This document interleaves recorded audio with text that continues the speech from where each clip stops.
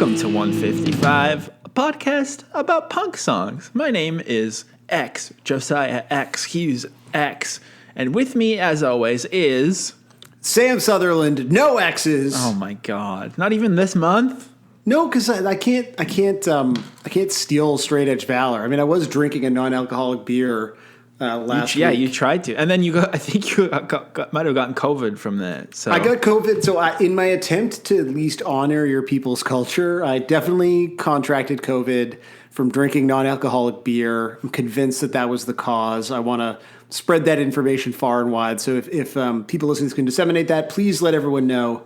Zero alcohol beer gives you COVID. And this week we are talking about definitely people from this band have COVID. Judge, Bringin It Down. You think that the people in this band definitely have? What does that mean? Because I just feel like every do you think that they're actual New York hardcore judges? guy. No, but just every New York hardcore guy has COVID and is an anti-vaxxer. All right. Well, that's the Am I episode. wrong? I mean, if there's any scary New York hardcore guys, are New York hardcore guys even scary anymore? I feel like that was more of a 20 years ago kind of thing. Now they're as scary as like any old straight edge people are. Like, you know, the guy, the murderer from FSU has like an AMC show now, right? Yeah, I mean, again, that's not...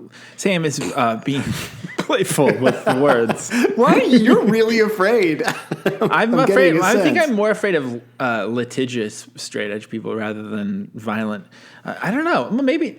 I mean, they do seem a little scary. We'll see. And in fact, I just realized I forgot to talk to our guest this week about one specific thing that he brought up in the Discord that is very important. But we'll talk about that in a second, actually.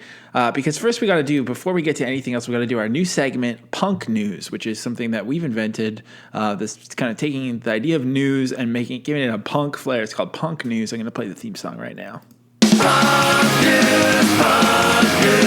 P-U-N-K-N-E-W-S. Punk News, that's what's up. So Sam, why don't you go first with Punk News this week? I will. I just realized my video, there's a video component to mine that is not ready, so I just want to pull it up. But I did, okay, here we go, I got it. So I'll put that in the watch together shortly. I want to talk about an article. Do you ever feel like when you're ill prepared and you need to vamp, you feel so panicked and you start vamping to do the preparation, and then like if you were to look at the time signature, like any other podcast or like conversation or something, we both could have just paused for like 2 seconds naturally and no one would have noticed. And it's kind of like that's something on us that we feel the need to fill every piece of air, and I kind of love it. But that's in my personal life as well. I don't know about you, but I'm not big on silences. Yeah, well, like sometimes whenever I've done interviews before, I'll be like, oh, there was a section where I got a little bit awkward, and then I like look at the waveform and it's just like a fucking brick. Like it's fine. I think I just don't like inhaling, or I don't know what that makes sense. And that is very straight edge to not inhale. I was going to say that's you've absorbed some anxieties as part of your positive lifestyle choices. I want to talk about a bit of a viral moment from this week that actually connects to a viral moment from a few years ago. In fact, connects to a viral moment from before the pandemic when I became stricken with COVID. And of course, everyone has seen highlights from the Hollywood Reporter's always exciting annual Actors Roundtable, this week featuring Spider-Man, the guy from Lovecraft Country, the guy from The Station Agent. I don't know who Simon Rex is. And of course... Oh my God. Simon Rex is the one you should know, I think. Which one is Simon? Hold on, I'm going to Google I think Simon he's like Rex. He's like an MTV guy. He's like basically the American Sam Sutherland. Oh my God. You're right. We're the same. Well, listen, I'm sorry for disrespect. Yeah, he was in Scary Movie 3 and 4. Yeah, he was an MTV VJ who like was then Riff Raff's right-hand man, and now he's in a new movie from the guy that made the Florida Project. He's kind of having his A24. I have seen a lot of Vulture headlines about this guy. This is all feeling very familiar now. So a lot of fun headlines from this delightful, round table between these, titans of acting. And one of the moments that emerged was Nick Cage discussing a viral video of him performing Purple Rain by Prince at karaoke in Los Angeles. Came out in 2019. And this was like kind of a big thing. I mean, as like any sort of vaguely interesting Nick Cage incident is on the internet. But this led to Nicolas Cage giving up on the act of karaoke. And so in the Hollywood Reporter roundtable, he refers specifically to his version of Purple Rain that was sort of making the rounds, again, back in the heady days of 2019, as his punk rock version of Prince's Purple Rain. He said, and this is, of course, an article from my favorite website. This is Business Insider India, who's aggregated this little piece of news. Oh, hell yeah. For me, karaoke was like therapy until someone videotaped my punk rock version of Prince's Purple Rain, and it went everywhere. And I said, I'm not going to do karaoke anymore. They even picked possibly the most punk rock looking Nick Cage picture from Getty Images. It's a very punk vibe. But it's also, I can't tell if they've fucked up the sizing on it because he looks like his face is quite squat. Yeah, I don't know. I mean, I feel like Nick Cage is one of those guys. He's kind of like a magic eye. He's a magic guy, and not just because he loves Vegas so much. But I feel like every angle that you look at him from, he looks like a different era or possibly a Halloween mask version of himself. He's very Halloween mask looking these days. Business Insider goes on just for some context for the people who want to know what a punk rock version of Prince's Purple Rain could possibly be. Cage is referring to 2019 footage of him singing the Prince hit in a raging tone on 2 different nights in LA karaoke bars. In both instances, footage of Cage singing went viral after being reported by TMZ. Now, evidently, these performances were very much he was working out the demons because only a few days prior to these videos being taken, he had his marriage to Erica Koike annulled. So he was working through some shit. Now, the YouTube video that I found, which we definitely should watch, has like a little bit of a surprise kind of in the middle, so I'll let it play through. Perfect. This is from a similarly respectable punk rock news source on YouTube, Hollywood Pipeline. Oh, this is Hollywood Pipeline's Nicolas Cage. Purple rain, purple rain. Purple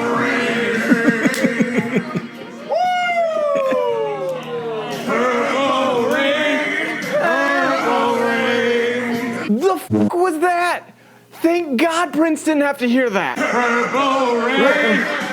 And then he just runs it back. So in the middle of this clip, there's just like a very YouTube-y TMZ wannabe guy. That guy looks so familiar. I feel like he's Canadian. That guy. I feel like I've seen that guy on what was that Much Music show where they would like roast music videos while they were on? Video on Trial. I feel like this guy's from Video on Trial, and he still can't stop putting videos on.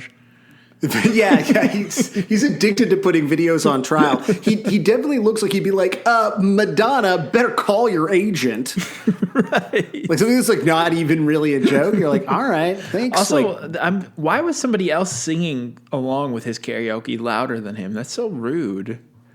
I know. Well, that's the thing is you kind of can't tell in this video who's performing the punkest. Is it there's someone definitely next to the camera singing along in as kind of tone deaf of a manner as Nick Cage himself? But that is Nick Cage's punk rock version of Purple Rain. Do you feel like, Josiah, like that Nick Cage was speaking truth when he described his version of as punk here? Maybe it's because sometimes when I think of Nick Cage, I think of Nick Cave, and then I start thinking about nasty Gen Xers and all the bad things that they like. It almost to me sounds punk in the same way that Tom Waits' Big in Japan was a punk song because it was on a Punkorama comp. I think that in that sense, it's punk rock in a very like Tom Waits sense. But I know like Nicolas Cage, I think really is probably someone who just works colors outside of the lines when it comes to genre descriptors. Because I know he has like a scare quotes goth kid that's always with, or they're like metalhead. His son is like a metalhead or a goth or something, and it's always like interchangeable how they describe his son because it's kind of just like his his son is alt, really. Right. Look, there's a Vice article. I don't know. This kid looks pretty metal to me.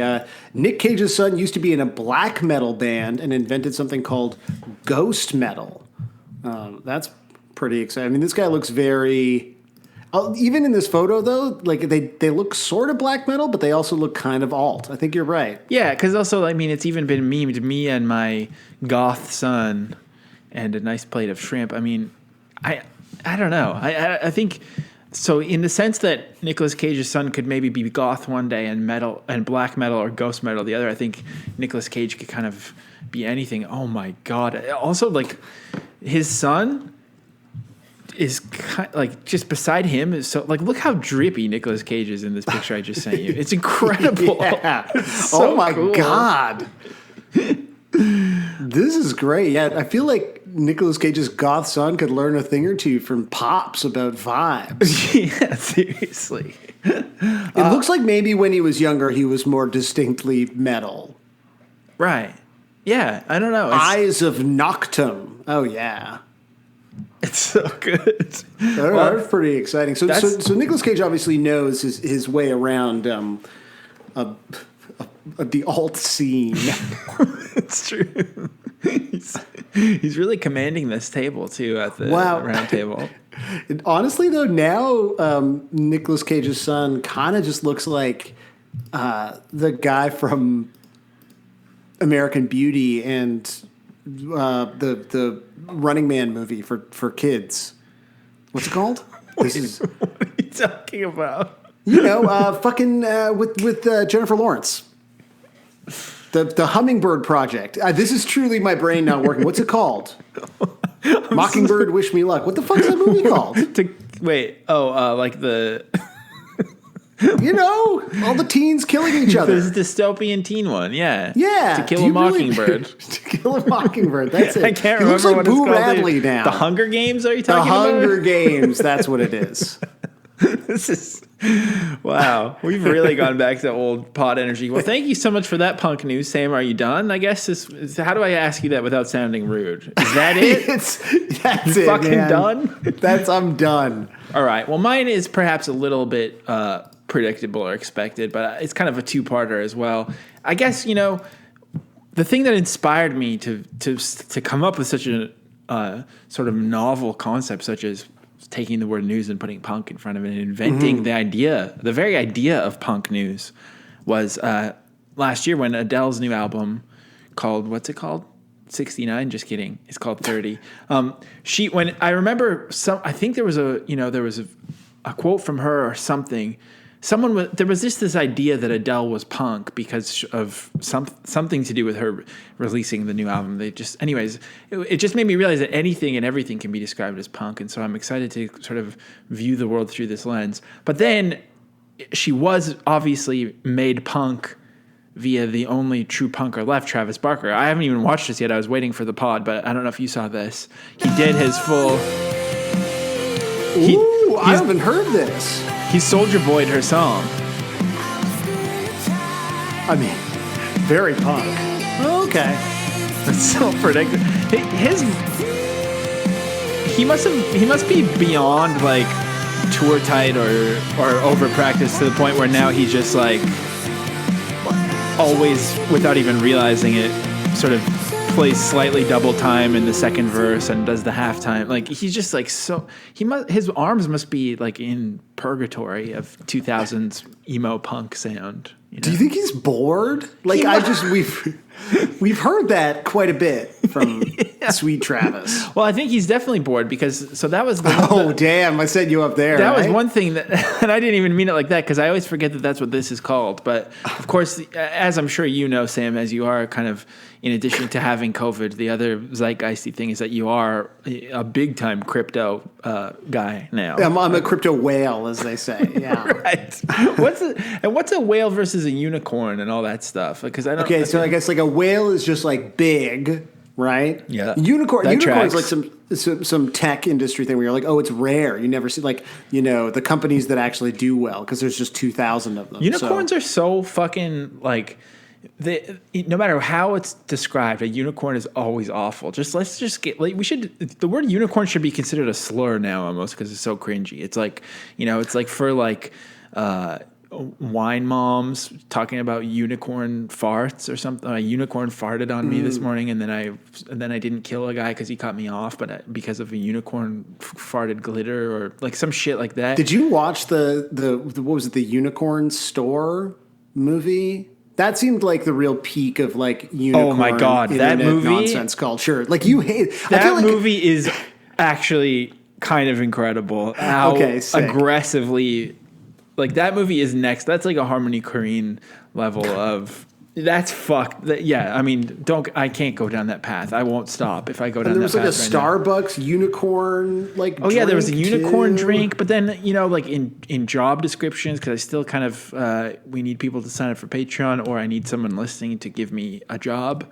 It says like unicorn. We're looking for a unicorn or a ninja. Those are kind of interchangeable. And then now like I'm seeing unicorns with crypto. Anyways, all of this is to say the ape thing. So is Bored Ape like the alt in the same way that Nicolas Cage's son is alt? Is this like the alt choice for crypto? Well, yeah, because the like old money choice is somewhat ironically crypto punks. And those are the ones that get, traded for, I mean, I guess these are also going for millions of dollars at this point. Those are the ones that like were the initial like treated as artwork, traded at Christie auctions. Jay-Z owns a CryptoPunk, whereas Bored Apes were they were sort of the alt one, for the kids. Right. Yeah. Exactly. So, and now, of course, doing it for the kids. Up next, Stay Together for the Kids, kind of a reference to a Blink-182 song I just remembered. Effortless. He is now. I guess. I mean, I don't really know what this means. This tweet. First of all, I don't really get it, and I hate that it's. If you open the image, I hate that it's like kind of cropped to be Twitter size, but it's also not. Like that's just kind of pixelated. That kind of just gives the corners are rounded. That gives the crypto critics so much ammo for their. There's a lot to work with in this post. But so he said, "Does this look like me?" And it's like one of the Bored Ape monkeys, which are. I just love that they look like bad Family Guy fan art always. It's so good. I mean, there's no way to know if these were drawn by Seth MacFarlane or not, because, of course, the creators are anonymous. So you could be correct. This could actually all be like a long play for the next set of Family Guy DVDs. Oh, that'd be so cool. Family Guy DVDs definitely were the NFTs of their day, I think. Absolutely. Quite valuable to trade amongst the kind of same generation of of people. Maybe that's why these are so appealing. But anyway, so this monkey he's crying. He has a cig and devil horns and like a generic studded fake punk jacket. So I would say, honestly, he kind of does look like Travis.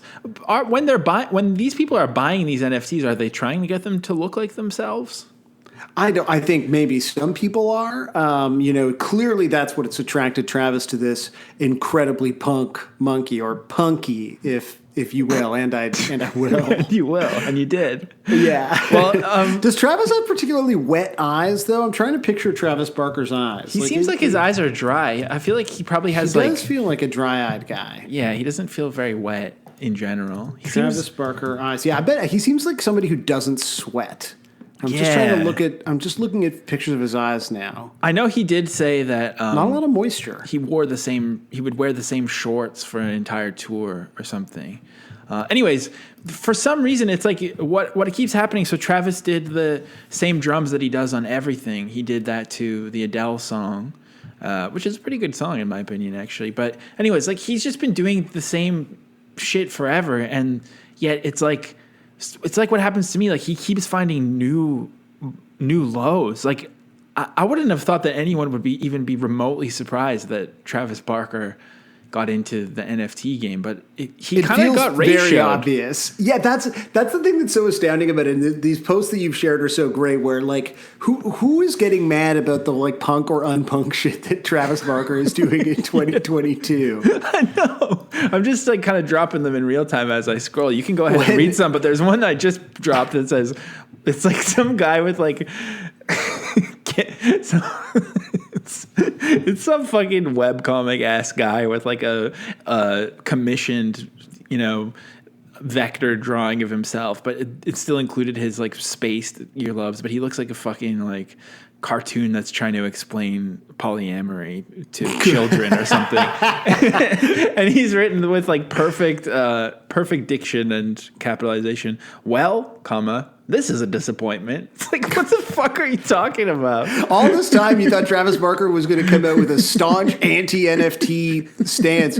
When this happened, I was talking to Ashley about it. She was like, is the Naish disappointed? And I was like, no, I think the Naish is really enjoying sort of teeing off on the idea of being disappointed by it. Yeah. Like that's where we're at this point on Travis Barker and the concept of NFTs. Yeah. Well, I gotta really hand it to Ivan, because Ivan's post was really fucking funny. I was just like really good. I really wanted to like jump in there, but I was a little bit too late, and Ivan really did carry the torch. So thank you so much, Ivan, for replying to Travis Barker. Thank you for bringing punk into crypto, Trav. I was feeling lonely at school being the one kid into both. Smiley face. Keep rocking, mi hermano. The quote tweets are like fucking awesome on this. I like that someone said, I know this is satire because you look 50. Talking about Ivan looks 50. Damn. Bodied Ivan. If you think Travis Barker is punk, I'm genuinely not surprised you feel lonely at school, said another commissioned vector cartoon. Travis Barker is as punk rock as McDonald's is to real food. And that's someone with a bunch of NHL logos in their bio. So that's kind of another type of person. Like, corporate greed and environmental destruction is totally punk. I mean, honestly, you kind of have to reverse engineer it, but it is. Greed, obviously, straight up. Another vector character said, This is what we should be cringe shaming. How are these people not embarrassed every second? I mean, I have asked myself that about Ivan as well, but for different reasons. But so that was kind of my punk news. Was just kind of like, we gotta check in on Trev every once in a while, and he's delivering. He is making the punk news. Like, and I do feel like in a lot of ways, sort of shit that Travis Barker does was part of the impetus for your invention of this wild portmanteau or toe of it's true of punk and news. I'm just loving like the because I believe furries and NFT people is like a very active and ongoing conflict. So one of the tweets that you shared from Chloe the Fox, which is definitely like commissioned, punked out furry drawing. There's absolutely nothing punk about this, so it's 100% valid to call him a poser now. So we weren't sure, but it's finally time. Confirmed. It's time, everyone. We have to. Travis Barker is a poser now. Fuck, that hurts. All right, well, we better get out of punk news and get back into the edge land. So let me just play the theme song one more time. Punk news, P-U-N-K-N-E-W-S. All right, so we're talking. How's your edge right now, Sam? Well, I'm only drinking tea, so my edge is fairly straight. Was there caffeine in it? Yeah, you're right, but fuck off. As a great man once said, I have, because of my COVID diagnosis, I have actually been, since last week, living clean. So my... for not necessarily the entirety of Dry January, but at least for the duration of the period of time in which you and I have been discussing Dry January, I have been as dry as Travis Barker's eyes. Wow. That's amazing. And so how does it feel? You have this kind of clarity? I hate it. I feel itchy. I fucking can't sleep.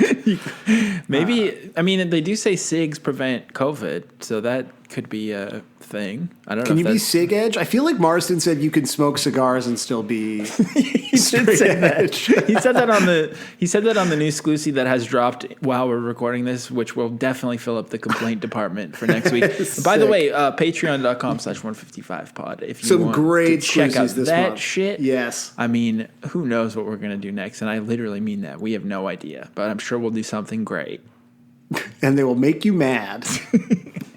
But don't judge us. Oh. I mean, Sam, what do you think about? Do you have any? Let's stop pretending. We've been pretending for so many years. Let's just be honest with each other and with ourselves. What What do you think about the band Judge? What's your history with the band Judge? So, I was thinking about this, and it kind of is a perfect segue from last week's episode where we talked about Minor Threat and me getting into and identifying as straight edge when like really the only straight edge band that I listened to was Minor Threat. And I don't think I remembered this at the time, but in thinking about this episode, I realized kind of the thing that made me really start hedging when I would say like I had ever been straight edge, in addition to, of course, the truth being that if you're not now, you never were, that it's easy to identify as something in high school because you're like working on yourself and creating an identity. You only have so much context for the things and that you want to be. And I got into university and you start meeting other people, and all of a sudden I knew people who were like into like more types of punk and like I people who knew shit that I didn't know about, and you're like, oh, this is great, this is so exciting. And so when I was still not drinking, not smoking weed, telling people I was straight edge, I was in class with a guy who was like trying to talk to me about Judge, and I was like, I have no fucking idea who Judge is. And he was like, oh, you need to listen to Judge. And he gave me a copy of, what's the fucking Chung King Can Suck It? Yeah.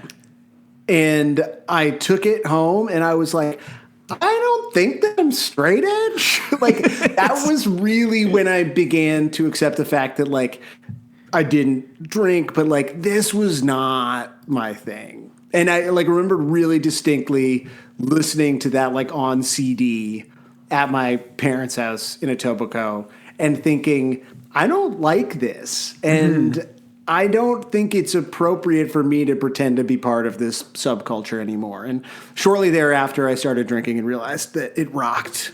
So Judge is in many ways directly responsible for me breaking edge in my early 20s and starting to drink initially quite uncontrollably. So that is my relationship to this band. Is it's the thing that really cemented for me that I was like not hardcore. What about you, Josiah? Huh, interesting. Well, I mean, I think this is the story of the whole pod, but I'm sure that I heard like Stretch Armstrong before I heard Judge or something. Like I definitely knew about hardcore because of Christianity first and foremost, and then going to local shows and then meeting some of my friends, or at least, you know, people that I was friendly with. I was never like best friends with anyone in the capital H hardcore scene, but I definitely loved going to hardcore shows, and I still do, to be honest. So I always like, Martin was actually asking me after we talked this week, and I am revealing right now, the secret's out. It's Martin on the pod this week. But he was the first asking time me, we've maybe done that. That's he was asking me about like me claiming edge, and I think I definitely, I thought I said this last week, but if I didn't, like when I quit drinking, I only claimed edge because I felt like the word sober was like too heavy or something, and I thought that it was funnier and more fun to say straight edge. But I definitely like mocked it a lot growing up, and I had so many bands like that my friends would be like, oh, you need to check this out, and then it just felt like homework, and it's like so difficult to get through. And I think I've always felt that way about like New York hardcore too. Like, I'm gonna be honest with you, I don't really love Cro-Mags at all. I think it's like very sick iconography, and I enjoyed seeing them live with whatever terrible lineup that everyone hates that I saw. I thought it was fun, great merch, but like I can't get it. I just, it doesn't connect with me, probably just because of the production. Kind of the same thing with Judge. Like listening to this, I was like, no wonder I didn't like it. Like the drums sound like nightcore. Yeah, it's very silly sounding for music that's so fucking serious. Yeah, exactly. And I think for me, because of our age probably too, I knew hardcore as being like either really heavy or like really punk, and this was kind of like in this middle ground where it was just probably the production I didn't like, because I loved Comeback Kid because it sounded like it had gone. It sounded like they took this and put like Tide Pods and bounce sheets in it and just made it fresh as hell. Totally. But so I don't know. Like I had like the complete discography record, but I got it at like Sloth Records when I was like buying a 6-pack of Olympia on my way home from work once because it was in the used bin or something. Like I definitely like was just like getting drunk alone listening to Judge, and I almost got myself into it. I think a lot of hardcore, for some people, it is like you have to like listen to it over and over again and convince yourself it's good, and eventually you'll believe it, and then you enter into a world of cool merch. But or you could just not. Also, it's fine. And I guess also context. Like I can imagine if you were seeing, like I wasn't seeing these bands, and so if your exclusive experience is like swapping out a CD that sounds like Comeback Kid from your Discman, which is like expansive and like epic sound, you know, or listening to like Every Time I Die. Like I'm just thinking about other sort of like quote unquote kind of hardcore bands that would have been in rotation at that time. And then you put in this like and you're like, and again, also I can picture like going through the fucking liner notes and being like, these people seem like absolute losers. Like everything about this is so fucking embarrassing. And I always thought like the criticism, you know, by the like, you know, that you would read about of kind of the art punks calling all the DC bands jocks and like Flex Your Head. I was like, that's like, obviously Flex Your Head as a phrase is so fucking sick, and like everything about Flex Your Head is iconic. But I felt like as I got older, I was like, oh no, this is like meathead jock bullshit. Which is not to say like, and I think about the bands I liked at that time, which was like, I don't know, I liked fucking Brand New. Well, guess who ended up being the worst people? Yeah. I mean, I also kind of think sometimes when, you know, during Fest month, watching those Fest videos, I was like, but this is definitely also meathead jock shit, but just like 100%. pretending that it's not. Yes. That's kind of exactly, yeah. And that's kind of the interesting thing about that critique of this kind of stuff is that like, I don't know. Like there's something still kind of appealing about meathead jock shit too after a while. I think you're right though, which is like, especially when you're younger, you tend to appreciate things in what is ultimately a more like reflexive and superficial way. So, you know, you don't like Judge because the production is sort of tinny and shitty compared to these other bands, and it feels jockey and bro-y, and so instead you're listening to other bands that sort of present as being less jockey and bro-y, but I sort of wonder, like, in the sort of grand scope of damaging bro culture, like, are Judge listeners worse than Jimmy World listeners? I would say, like, honestly, probably definitely not, because I feel like the jockey broiness is right there on the cover, so they're not trying to hide anything, and then you can just engage with it honestly. Whereas the "This is what a feminist looks like" T-shirt wearing people, you're kind of like, why would you wear that shirt though? Well, what are you trying to tell me? What is this? The jockey broiness of those people ended up being in a lot of cases like very insidious and criminal, right? Yeah, it's right. Yeah, but I mean, not anyone in Jimmy World that I'm fucking aware of, you know, but yeah, at least.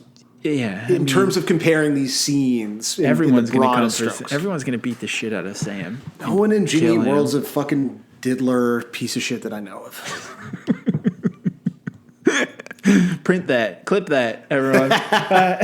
But even looking at the cover of the Bringin It Down LP that this is on after the Chungking one, I mean, seeing this photo and this typeface and what this looks like and everything about this cover and the way that he's posing with his Les Paul, like, I can tell you right now that I absolutely love this band, and I will convince myself that I love it at one point, because the vibe alone here of this is already so perfect that I'm just like, this is incredible.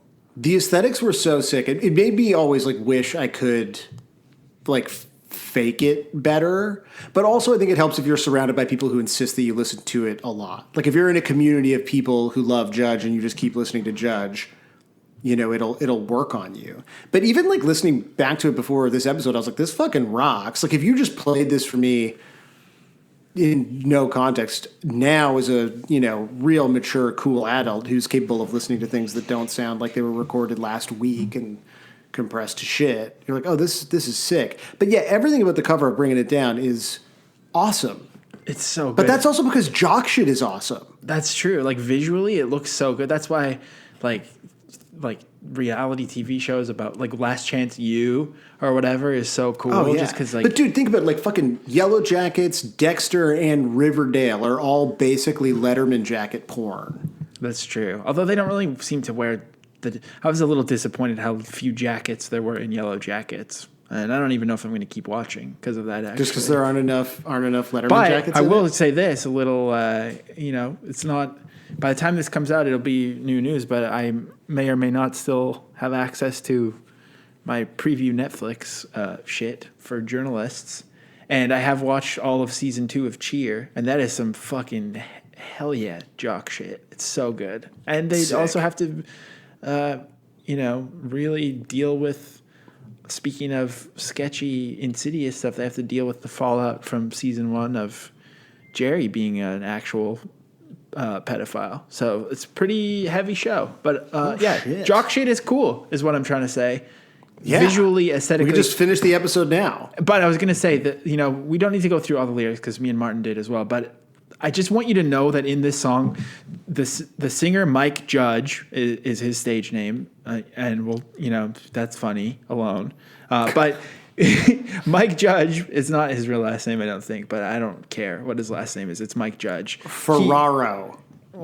Maybe I just didn't like Italians. Yeah, Ferrero Rocher. You don't want to be thinking about that in January. I've had too many of those sweet treats. Anyways, he in this song multiple times refers to Judge in the third person or something. Like he says, "It's time to own up to the things you say because Judge is on the move," which is sick. And he says, "If you want a great nation, then we all must be free." Because this is also an anti-racism song, in addition to being an anti-drinking and drug song. All the stuff. He says, "We all must be free, and if you won't wise up, consider Judge your enemy." And then at the very end, I'm bringing it down, the hammers, me and you stay off the tracks because Judge is coming through. So, I mean, all in all, I think more bands should refer to themselves, one man referring to themselves as kind of a singular entity throughout, because I think that's really cool. Yeah, it's true. More singers who share the name with the band, and so it's such a sweepingly third person kind of statement. Maybe even there's probably some other kind of level of third person. I think that's fourth person at that point. That refers to, or it's like third cubed or something. Oh yeah, there's probably some kind of someone must know this. I mean, I'm going to repeat this later, but I also think just the phrase "a beer, a joint, like a gun at your head" that's worth thinking about visually too. It's really cool. Yeah, it's true. The price that you pay is the blood that you bled. I guess for getting shot for having a beer and a joint. Is that so good? So also, again, a week clean, a beer and a joint. Oh baby! You may as well just be consuming a gun. I'm ready to consider Judge my enemy at this point. I'm gone on long enough. What if we just halfway through the episode was like 155 is your enemy? I think that's true. That is actually true. I would like to say, just if you're listening to this, if you're not into what we're saying, we are your enemy. So that's just how it goes. But so I don't know. Did you watch the Noisy doc about Judge? I didn't actually, and even in thinking of this episode, I was like, why didn't I watch that? Because it was pretty boring and was it? way too long. And it was like about the Judge reunion. The Noisy docs often mistake shallow depth of field for narrative. And so you're just like, wow, I'm watching. That's like all docs, really. That's true. That's true. Plus, when you can cut to this and then everything changed after that. But I mean, one of the things about great bands. I just love when they actually show the footage from the time, and you're like, these boys were 12. They were like, I'll fucking kill you if you do intravenous drugs. Exactly. Like, okay, man. And then everyone at MRR was like, oh my God, I can't believe that 12-year-old just said that. We were actually in at the time, especially Mike. The thing about Mike, before I actually met him, he was already mythical. I think I did watch this, serious and I just forgot about it because it's really boring. Yeah. I mean, even this trailer is like too boring, but it does exist. But I thought it would be kind of cool because the thing about it is that it's about their reunion. So I thought, why don't we do the kind of like Blink style? Let's check out Judge playing in Connecticut in 1990. Yes. Look how cool even just the titles at the start look. Monday Night Hardcore. That is so cool. That alone is just so beautiful. Yep. Beautiful homemade titles on this shit. And then let me see, I have the time of when they play this song. And they say like the the proto-vocalisms here are more vague. Kind of just about how this song is about like being a fuck up in a world against you or whatever. Seeing the Judge font though, like on this like warbly VHS, is so like the degree to which this aesthetic has been fetishized. Fuck, it looks so good. I know it. And some nerd. A lot of fucked up things. Yeah, so you got to deal with a lot of fucked up things. Get more frustrated as you go. Knows what this is about. Someone was complaining on the Rev HQ YouTube who uploaded this that it was a bad image, but it looks sick as all hell. No, this is amongst the best images that you can get. Yeah, this song is sick as hell. Yeah, this is obviously sick. See, we're back to classic pod where we just say how much we don't like something and then watch a video from 1990 and we're like, this is the best thing I've ever seen in my life. I'm chatting. I want to sing it. Come on, bro. Do that on your own time. Way too many toms, though, on those drums. Like, there's like 8 tons of Neil Peart-ass goofy shit and a lot of cymbals. The bass player has big time Adam Yauch vibes. Yeah. I mean, so that's what it was like in 1990. This is what it was like in, I don't know what year this is. The song's about crushing racism. But it's this, now they admit what it's about. Back then it was just kind of like about whatever. Now it's about crushing racism. So that's good. It's from 2017. Less toms, less cymbals, so a lot of improvements.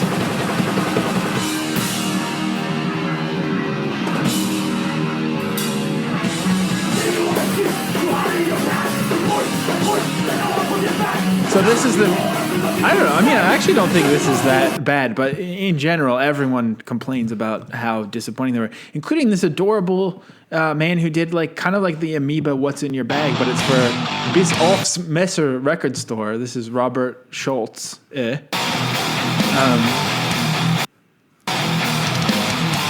while you were like loving the bass player vibe, I was like, who's the bass player? This is Matt Pincus, who is such an established executive that he has his own Wikipedia page. This was always my impression of these fucking people. Like, everyone who told me to get into Judge was like so rich. Pincus is the son of Lionel Pincus, who also has his own Wikipedia, co-founder and chairman of private equity firm Warburg Pincus. So it was always like these dudes and then one guy who was like from the streets. And you're like, okay.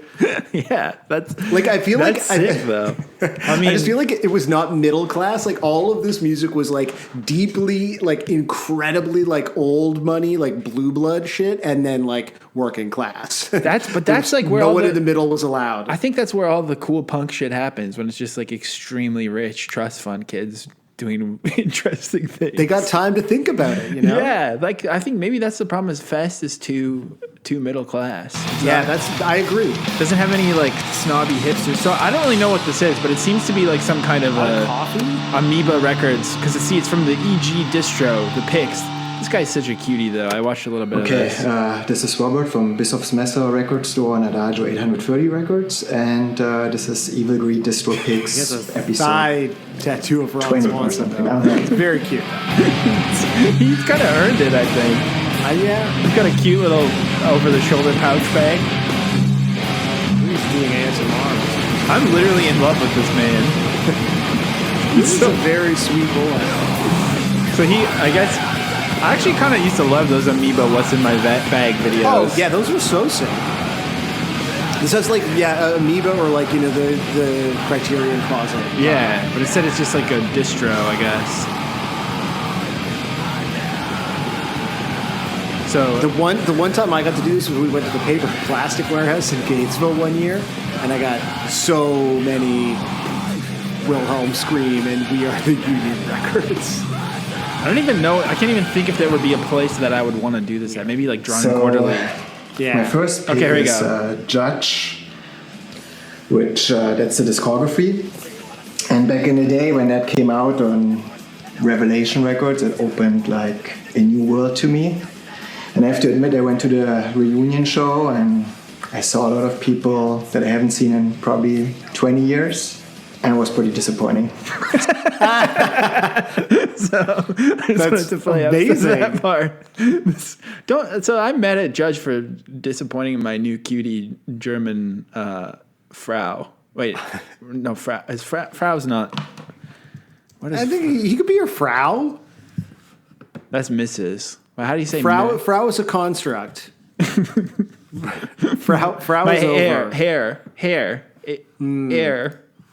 Oh God! Were you like? Because also, like, obviously, Revelation Records, as he mentioned, I mean, deeply fetishized. Were you like a big, like, you weren't someone who had like memorized like Rev? No, of course not. I've like listened to like Pedro the Lion and Modest Mouse and Blink-182 for my entire life, and just pretended about the rest of it. Sick. The only Revelation bands that I liked were all the emo ones.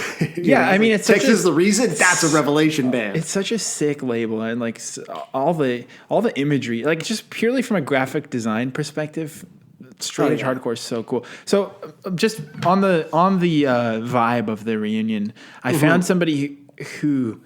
This is pretty annoying. I'm going to give everyone a content warning for extreme YouTuber energy, even more so than what we're used to with our co-hosts. This is like a guy who is like a punker YouTuber guy, but it's also pretty funny because he's the mosh judge, and so he That's takes pretty good. He takes videos of shows and like does like an athletic rundown of the mosh. So today we're going to be talking about Judge. Not that one, you idiot. You know what channel this is, right? That's more like it. In a world where there are so few fresh, original ideas, you can always count on Pit Pros to be the very first and only place to get comprehensive mosh pit commentary with play-by-play analysis.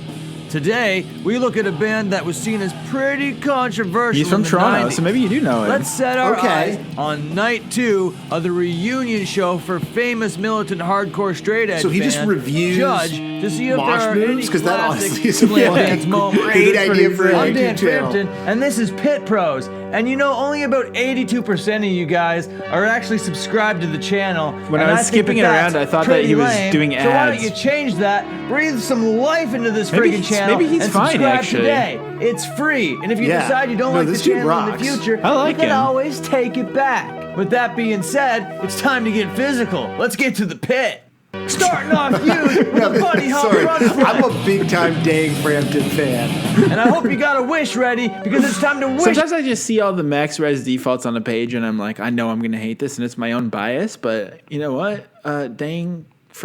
What's his name? Dang Frampton? Love him, actually. Dang Frampton. I mean, Upon a shooting star. And if anybody tells you a slam dancer isn't an athlete, you just show them this picture perfect senton.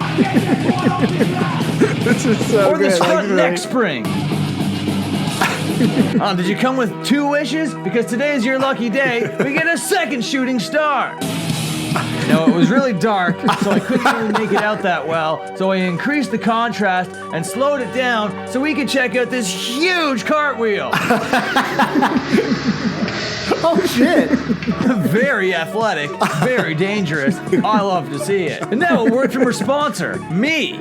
It's December, and that means it's buying stuff season. Okay, Damn, see, I'm this is Celebrate the buying ads stuff are where I was season getting by annoying because buying I get it. capitalism. I'm calling this next chick Gorilla Girl on account of her Gorilla Biscuit shirt. I'm jealous. I want that shirt. It's a great shirt. it's great though. I love him. And then we get some crisscross action with this tandem tag team dive. It's a whole bunch of videos. It goes on. I'm absolutely going to spend the rest of my night watching. Moshing with Candy, a mosh pit analysis. It's so good. Damn, I can't believe he's Canadian too. Respect. You've earned our respect. Congratulations. Okay, but it looks like they're not all like. Honestly, what I want, because the current new vid is Turnstile Tiny Desk Review, and I'm sure it's fine. I'm sure it's funny. But what I specifically want is like just that like Sports Center style analysis of moshing. That is all I want to see. But that's fine. I understand that creative people. We can't just have creative people always trying to. They'll get you hooked on something and then they'll pull it out from under your feet. Yeah, but and it's we have to let them frustrating. Follow your muse, Mosh Judge. I mean, for some reason, every time I kept searching Judge Bringing It Down, I kept being served this video with quotes or not. I don't know why. This video is sponsored by Squid. Just literally about how to become a wedding photographer. Days.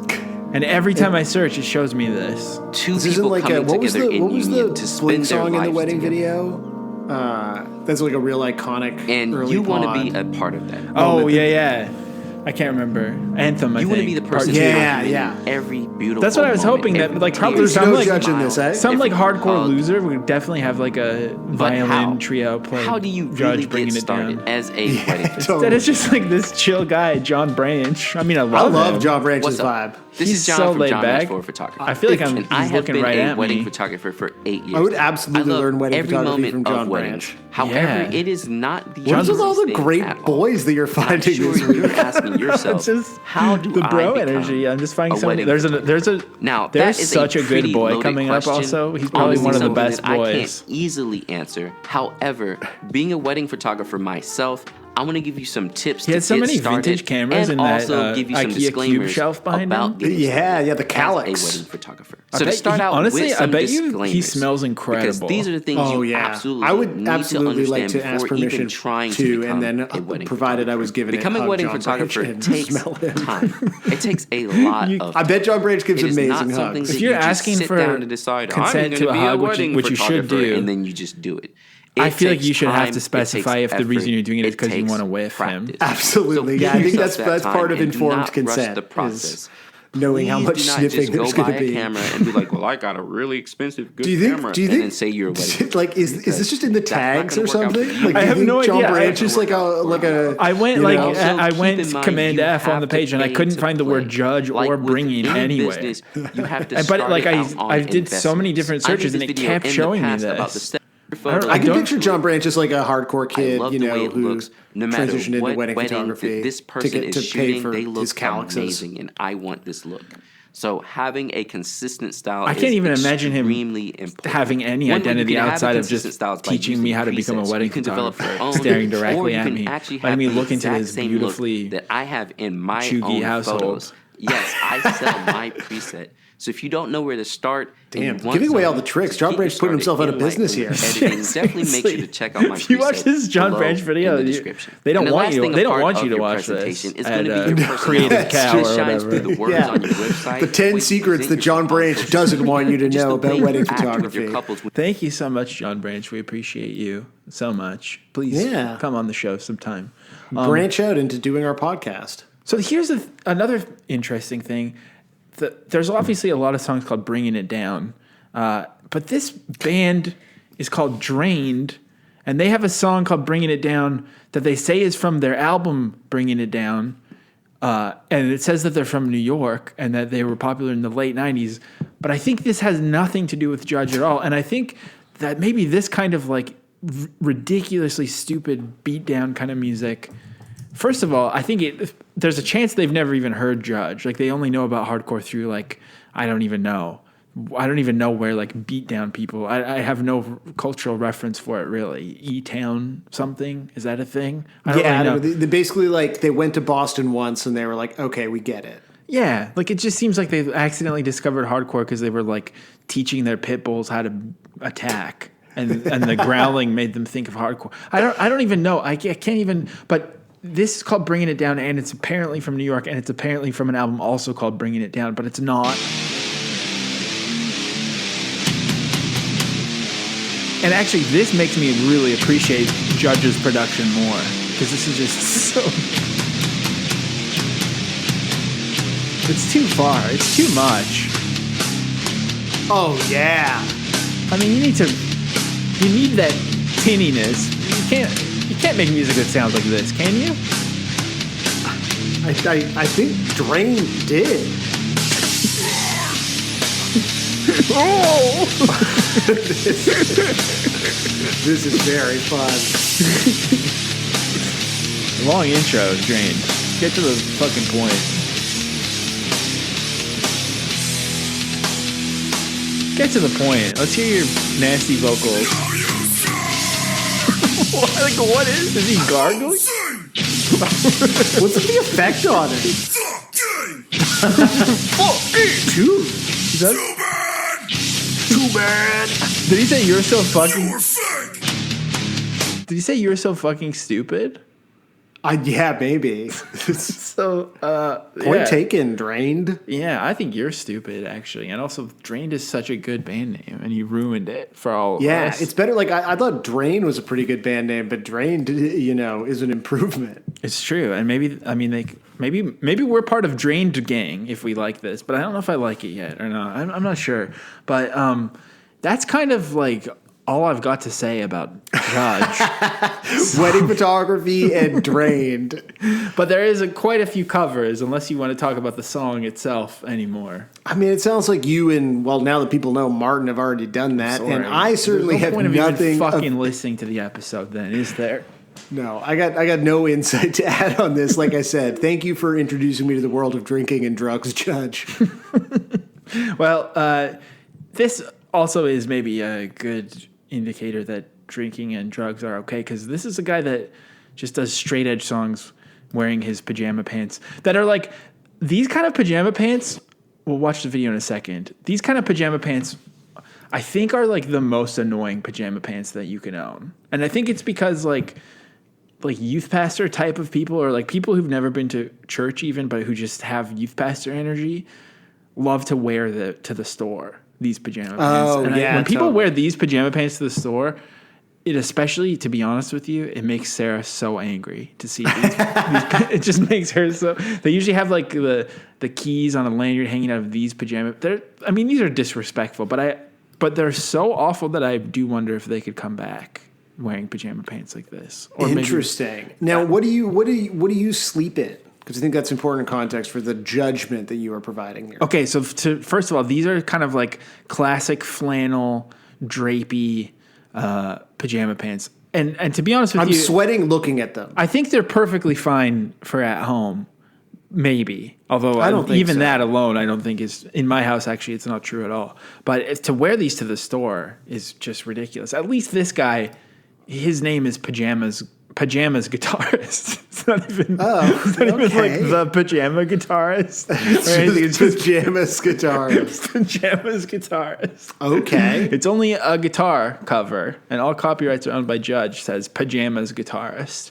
I just sleep in my boxers, honestly, and a t-shirt if I'm cold. I don't like any kind of pants worn to bed. I'm too hot always. It's a complication. I think it's quite outrageous. Yeah, but is that what you sleep in? Same, yeah. You and I are same sleepers. Okay, good. Yeah, I figured. But if you were a guy wearing this kind of shit to the store, we'd have to talk. I mean, then again, though, wearing Crocs to the store would have seemed so offensive, 3 years ago, and now it's offensive to not wear your Crocs to the store. Maybe you should work to bring this back. Yeah, this could be your contribution to contemporary fashion. I honestly don't think Sarah would allow it, but we'll have to see. But anyway, so here's the Pajamas Guitarist. He's got a sort of militant straight edge haircut and a little wisp of a goatee. Something about his pajamas, they do seem very clean. He seems like a pretty clean. I'm not getting like usually when people wear these to the store, I think I'm just assuming that they're making everything in the store smell like their balls. But I don't get I'm not getting ball sweat energy from this screenshot here. I think you're right, but they feel like they're his production pants, maybe. Yeah. This is his. Oh, that's true. His costume, got the agnostic front hoodie. When he decided to start the account Pajamas Guitarist, is it always the same pajamas? I don't know. Let's click through. Yeah, it looks like it is. Oh, no. He has some just black sweatpants videos, which seems even lazier. Maybe the black sweatpants make me like these pajamas more. If you're going to be the Pajamas Guitarist. Yeah, but black sweatpants, to me, don't say pajamas. Exactly. That's what I mean. He's also in Italy, so maybe the whole pajama pants thing is just a whole other thing over there. Who knows? They're twisted. And as discussed, I think maybe part of my issue is not looking Italian people. Yeah. So that's Pajamas Guitarist. Thank you, Pajamas Guitarist, for that. Up next is, I don't think this guy has a cool name, but he's probably the coolest person I've ever seen on YouTube. This is the user. Oh, it's Sweet Ear, who writes, "Hi, dudes," and then something that I'm going to have to get you to translate because I have too many tabs open. But it's like it's spelled out with spaces between each word, and it says bass cover in like Nightcore text basically, and it opens with like a clip of Kirby. Like this is just so cool all around. Everything about this is vibey as hell. And then this like cool ass kid, he's like playing way off. His bass tone is disgusting. He's dressed cool as hell. He's shaking his head. Oh yeah, what a vibe. Just so you know, the text is Spanish, and it is, this time I bring you the cover of a song that I learned 15 minutes and I wanted to record straight away. It shows. It cost me more to record and coordinate than to learn it, but it is work of the heart. Yes. Big, wide open mouth smiley emoji. I hope you enjoy it. This feels like a work of the heart. Absolutely. I love everything about this video. Put this person in a band. They almost shouldn't be. They're almost too cool for whatever band would have them. I feel like they could be the next, hardcore band to play with Seth Meyers and really blow hardcore wide open. I just love how disgusting the bass tone is. I'm serious though, everyone. I guess if you remind me, I'll drop the notes in the Discord. But otherwise, you should definitely look up Sweet Ear on YouTube. I mean, he's wearing like a Joy Division t-shirt over top of a dress shirt in his profile pic. He's so cool. And there's like terrible but cool art on the wall. Like this kid is just like... It's a very unique aesthetic and it's all working. Yeah, like it just does not have the... It does not... it doesn't fit any of our sort of ideas of what Judge is like or what a Judge cover is like. I don't think. Yeah, you like, put your preconceived notions aside. Leave them at the door. That's in the video. Maybe that's what's on the other side of that. Also, wait a minute. Is this kid like 7 feet tall, or is that just a tiny door? Wow. Yeah, you're right. They look taller than the door. That crazy. Could be a trick of what's the word I'm looking for? It's the brain. Optical illusion? Yes. Perspective. That's true. It could be. Or it's just a gigantic teen who's cool as hell, and I think it's a gigantic teen. We're not worthy of this cool gigantic teen. So up next, we're finally going to come to Brazil, I think, unless I'm playing these in the wrong order. This is Still X Strong, Bringin It Down cover from Brazil, a Brazilian straight edge band.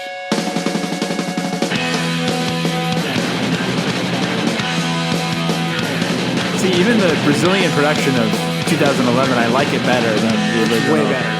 The singer is in profile in the Max Verse default of this, and they kind of look like Jeff Rick.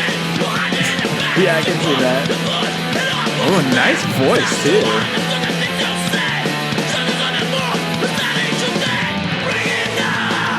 Oh, this is great. Yeah, it's so good. Why couldn't Judge just be Brazilian? Yeah. Or why couldn't they be from Costa Rica, like the next band, XL Valor de Lutra? I'm sure I've said that really good. I can't tell if this video is 20 years old or like 5 years old and just filmed on a really bad cell phone. I know. Well, I'll tell you. Or like a webcam. Let's see. Well, it was uploaded in 2000. It's from 2008, so it's kind of, I think, both of what you just said, or neither. It's like 10 frames per second or something. Oh, it's so good.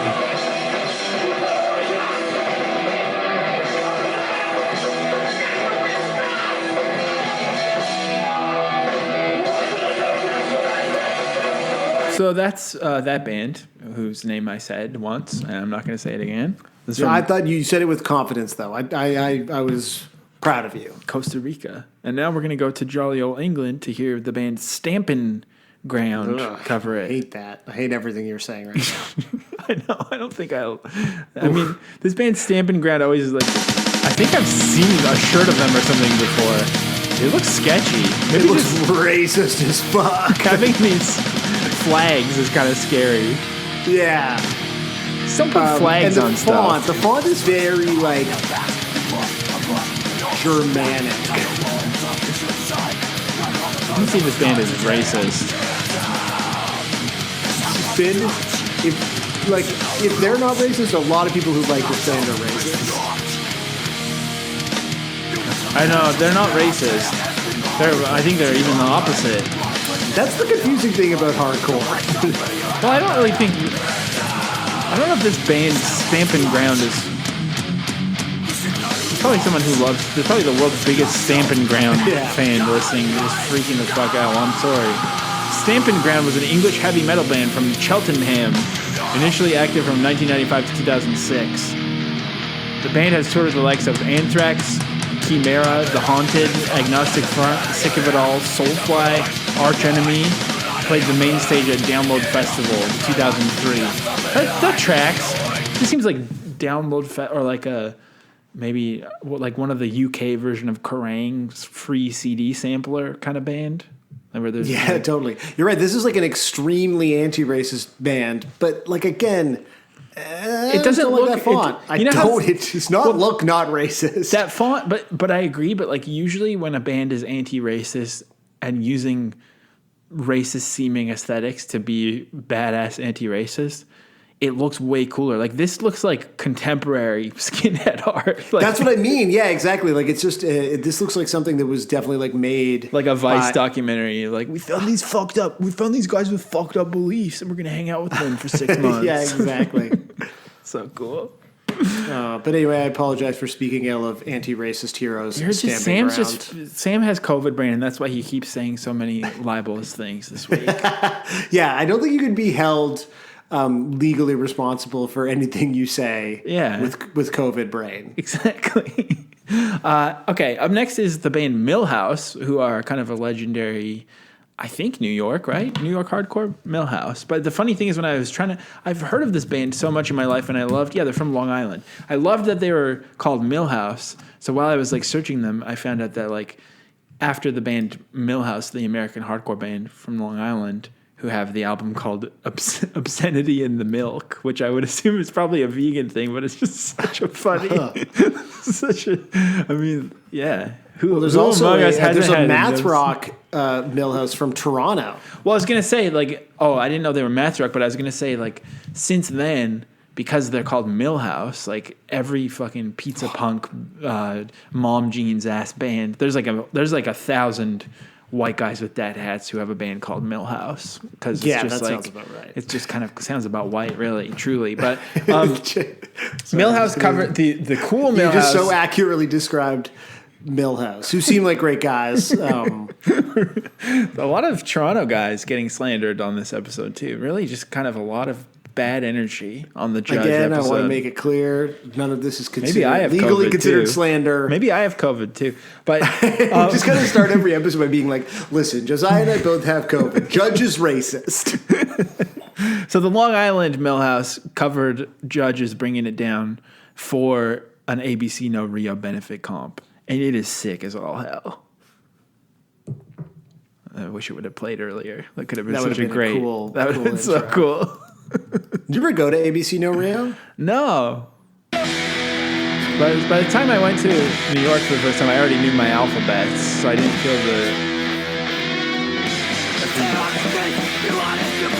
This sounds good.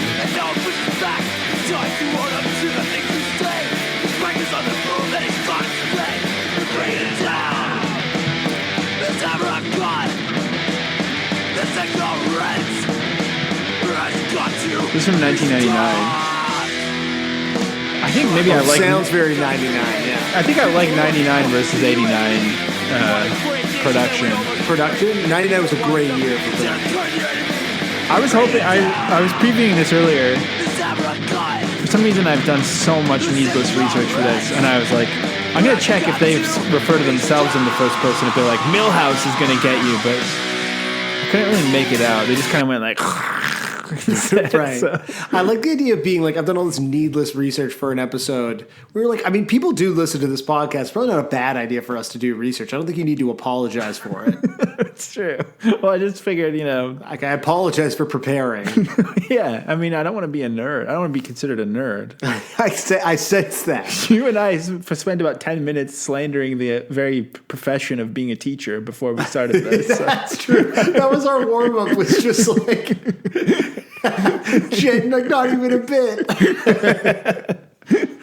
Fuck teachers. This is an anti-teacher pod. Children should be learning vibes only. It's true. They should learn from bands like Judge. I was thinking that by now we might be able to do this, but I don't think we're going to. But we can still just listen because it's pretty impressive. But somebody has recorded a full karaoke backing track of it. This is called Wrath Aoki, I guess. Wrath Aoki? Have I heard of this before? Is this like a band that like Noisy wrote about or something? They're like, oh, you won't believe this. Karaoke, Wrath Aoki. Really coming for all the Vice verticals. Yeah, exactly. Someone did some fucking Motherland post about it. Motherboard? Motherland. You think you can do it? I don't think I can do it. What was your feminism vertical? You push and push. I know and pushes back. It's time you own up to the things you say. Because Judge is on the move. We're starting today. Bringing it down. I can't remember the intonation. What was the noisy vertical that was run by the literal male rapist? Well, okay. I'm serious, Sam. The feminism vertical. Yeah. You got to start saying the word allegedly sometimes. Allegedly literal male rapist who ran Vice's feminism website. Broadly, it was called. Yes, good God. I thought that guy was just friends with Milo. I can't remember. All the New York media guys are basically sexual predators, though, right? I don't say. I mean, you know how much editing I'm going to have to do now? This is great. What was his fucking name? All right. I'm going to look this up. We'll confirm. I have his name. I'm not saying anything out loud right Say now. his name. Put his name in the chat. You need to remember the time code where I can edit out what you said. His name is basically your name. That's why you're so mad. That's what it is. He's there was another guy with a similar name, though, who was worse. Right? Like, that's not going to hold up in court, I don't think, for us. I think he was. Anyway, they're all the same men. Am I right? Am I right? Oh my God.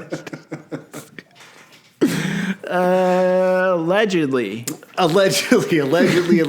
So Wrath Aoki seems, but I can't find anything about Wrath Aoki, like, because I would do. You would be all over this shit. You would be like, this exists. You would do a This Exists episode about this. 100%.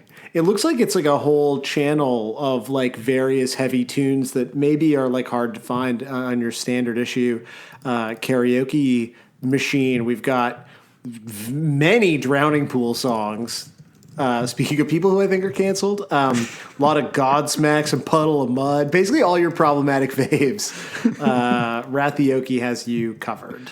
Okay, I do see that it was this guy that you were thinking of.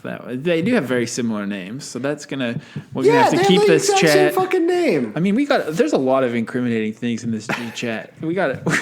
Guys, no one tell anyone about this episode of the podcast, okay? If you're like, oh, I like that they're doing a marginally more accessible version of the pod, and like punk news is fun, and like, oh, having the covers, like that's great. Just like wait a few episodes and then tell people to get into the show. We'll just agree this one is just between us. This one's just for us. This is just for friends. It's basically exclusive that we forgot to pay. We forgot to paywall. Exactly. We've gone crazy. We've gone deal crazy right now. All right, where were we? Judge. Yeah, we were talking about Bringing It Down. Judge, yeah.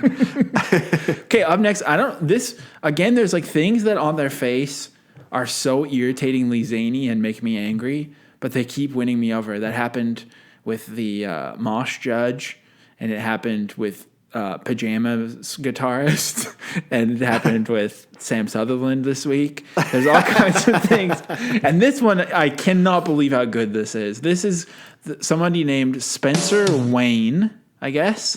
Is that what that says? Yeah, Spencer Wayne. That looks like Spencer Wayne in like very funky graffiti font. He has like a over the top like dollar store mustache. This guy looks so fucking annoying just based on the mustache. You're like, this is gonna be some zany ass bullshit. This is a cover. It says the 7-inch version of Bringing It Down, and it's done in the style of like talking about toxic masculinity. This is like bro country / butt rock, and it is so good. I see you on the streets, you're hiding. Yes. No one pushes back. It's time to own up to the things you say. I was like looking at his YouTube channel and his podcast and his Instagram. It kind of seems like this guy just loves to do like Theory of a Dead Man style covers of hardcore songs. This is pretty good, right? Oh yeah, those harms.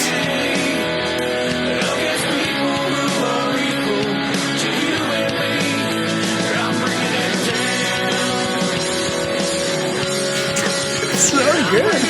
I'm bringing it down. Oh my god, yeah, because they've done Minor Threat, they've done Firestorm, obviously, Madball, 25 to Life, H2O. I'm going to spend some time on this channel too. Yeah, there's some pretty. Holy fuck! Because Judge is your enemy. So cool. I mean, that's fucking incredible. I just shared with you, I don't know if you already watched it, but this is not the only Spencer Wayne cover of Bringin It Down. Oh, shit. Okay, I didn't see that. We should check this one out, too. Watch this other one? It's like a live video. Y'all ever smoke with cigarettes or drink Bartles and James wine coolers? Cool, because if you do and you see me, this thing's coming for your cranium. I'm going to break it with this hammer that I carry around in a knapsack. The song for all the sellouts. I see you on the streets, they hide in your packs and push and push. No one pushes back, it's time to own up. I wonder what the bit is. It's an anti-straight edge thing, but it's just like sincerely so good. I'm bringing it down. This hammer I got, this ignorance.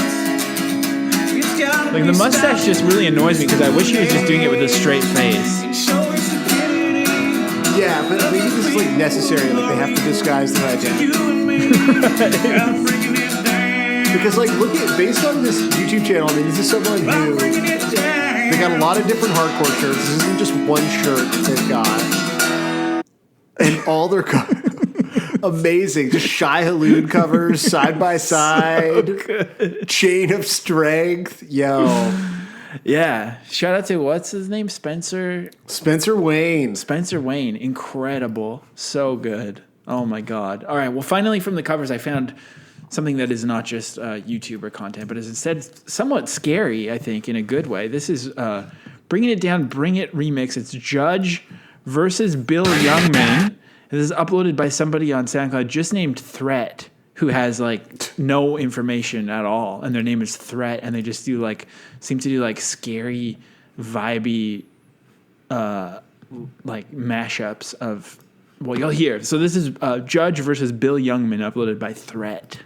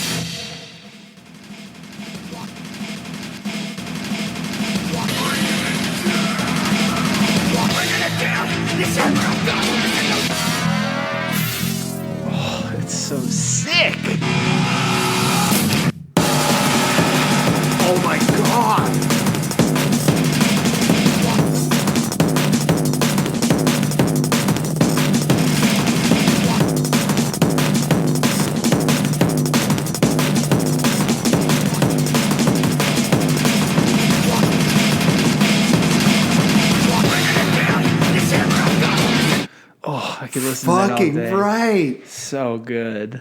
Oh my God, that's incredible. That was great. Yeah. All right, so let's hear what Martin has to say. Maybe he'll make some sense of this fucking disaster of an episode.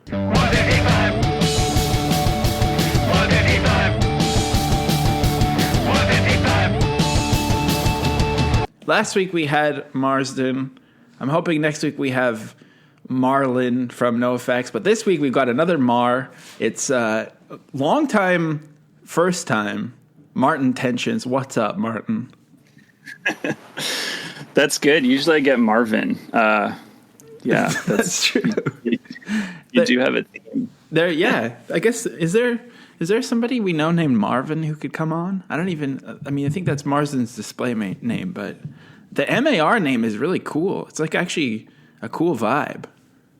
Yeah, people always just think your name's Mark, though.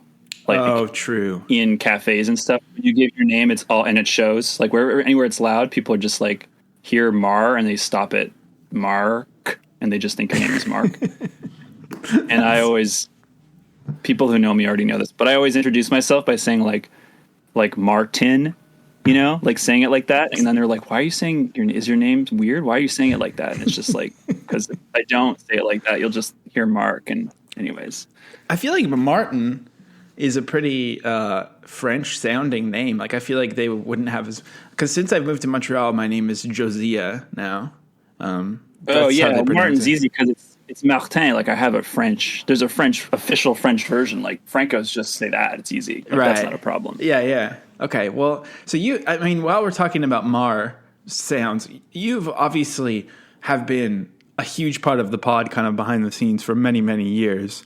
And so, I mean, Straight Edge Month is kind of bringing people onto main eps for the first time. So it's obviously long overdue. Welcome here. But I guess I got to ask you, with the Mar question, do you think you're more of a Mark or a Tom? Oh, shit. Like a Mark or Tom guy? Like, as I'm a fan of? Or just like yourself, like who resonates with you more? I should have thought of that before coming on. I like to spring it on you so that you don't have time to think. You just have to be your truest self. Like, I resonate. I don't know. I've never really resonated with Blink-182. I'm definitely one of those people who like is a fan of the pod and not so much the band. But like before listening to the pod, like as a naive Blink-182 person, I definitely found Tom to be a more compelling character, just because of all of his like shenanigans outside of like I love the UFO stuff. I love like Aliens Exist was always my favorite song because it's just like so like wacky, and the fact that the band like broke up because he was like wanted to pursue UFO research and they were like, dude, you can't do that seriously, like it'll ruin. That to me has always been the most like compelling thing about the band, like before being in the pod journey, learning all this stuff. Right. Yeah, I mean that's fair. That's accurate. I think I almost feel like we went full circle with that in a way. It was like it did just end up that was still the sickest part. Yeah probably. And now he's changing the world. He like literally did it. That just anyway, that makes it like more satisfying. That like, truly is now the legacy of the band, I guess, right? Is the UFO stuff. So. Exactly. Okay, so you're here for many reasons, but obviously it's xDRYxJANUARYx. I guess, it could be interesting because it's not very often we have someone who listens to the pod who then gets to come on it. Like, do you have anything you want to say to Mark? We could start like a dialogue. Like, is there anything you want to fact check or correct or yell at Marsden about from last week? I don't think so. I liked his interview. I tried to listen to it semi recently. Like I listened to it probably on Friday or Saturday because I was like, okay, gotta prepare, make sure I listen to it attentively, Right. I thought it was a pretty good, like balanced, progressive viewpoint of straight edge, or like I like obviously like Marsden's not a straight edge militant bro, I guess, like having the balanced kind of perspective on sobriety and stuff is like, I appreciate that a lot. My relationship with straight edge is different for sure, but yeah, and I want to get into that with you in 1 second, but I did remember because I ran into you when I was walking to buy a baguette, truly the most Olympico coffee. When I was drinking an Olympico and I was buying a baguette, I have become just the most predictable basic that you could imagine. But you were telling me on your bike that, or maybe you told me on the DMs, I can't remember, but arisen, a very good point that we should have done 2 Minor Threat songs because we kind of didn't even get to the don't drink, don't fuck part. If you want me to get technical, a critique I had of both the episode and the interview was that especially Sam and Marsden were referencing things that are in the song Out of Step without addressing that they were in a different song. And those 2 songs are really like, it's kind of like the the two sides of the coin of straight edge. Like people always just think it's like the song straight edge, but really Out of Step has the like, I don't drink, I don't smoke, I don't fuck, but at least I can fucking think or whatever. Like that's the rules kind of. Right. And like you'd all talked about it, but I feel like Marsden was talking about it. I'm sure that he knows it's a different song, but it wasn't addressed that that's actually a different song. It's like a counterpoint kind of. Yeah, it's kind of the yin and yang of the idea, I guess. Yeah, or at least like that the minor threat formulation of straight edge for sure. So something else we haven't talked about yet is kind of the phrase, if you're not now, you never were, which I always thought was so funny and epic. But I also was wondering, does that imply that if you are now, you always were straight edge? I have said that as a joke. I've said if you are now, you always were. So I like it. Because I like straight edge to be, I mean, we could talk about this more, but I like it to be, and like Marsden touched on this a little bit, like it can't be something that's too serious. It has to be something fun, but also I want it to be like useful and empowering for people to like find a healthier place essentially for themselves. Mm-hmm. And that might be like abstinence from whatever substances, or like, you know, total sobriety or something. But it might also just be like whatever their healthier relationship with those things are, those activities, right? As long as it's like, so I like, you know, I have friends who are like, have been straight edge for a long time and then, you know, have started smoking or using weed edibles and stuff for anxiety. And they're like, you know, oh, I'm like, yeah, you're weed edge. Like, that's great. Like you can be weed. It's as long as you're like healthy about it and you feel good about what you're doing, you know, and it's like fits into your relationship with like substances and stuff. That's great. You can still be edge. You're just weed edge. You're sober today. So you always have, I don't know. It's like, I like